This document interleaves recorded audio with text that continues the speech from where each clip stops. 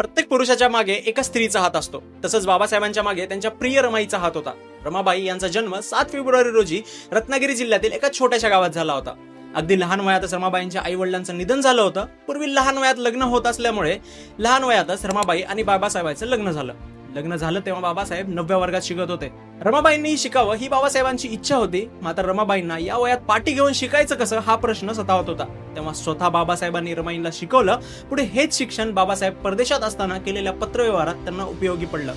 वडिलांच्या निधनानंतर घराची संपूर्ण जबाबदारी बाबासाहेबांवर होती. म्हणूनच घराकडे लक्ष द्यायचं की परदेशी शिक्षणासाठी जायचं या विचारचक्रात बाबासाहेब अडकले होते. तेव्हा रमाईने कशाचाही विचार न करता बाबासाहेबांना संसाराच्या चक्रातून मोकळं केलं. घराची जबाबदारी मी घेईन असा विश्वास दिला आणि बाबासाहेबांना अमेरिकेतील कोलंबिया विद्यापीठात जाण्यासाठी आग्रह केला.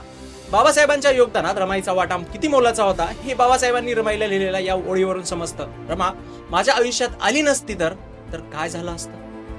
अशाच माहितीपूर्ण व्हिडिओसाठी आपल्या यशक्स मराठीच्या YouTube चॅनलला नक्की सबस्क्राईब करा आणि जर इंस्टाग्रामवर पाहत असाल तर फॉलो करायला विसरू नका.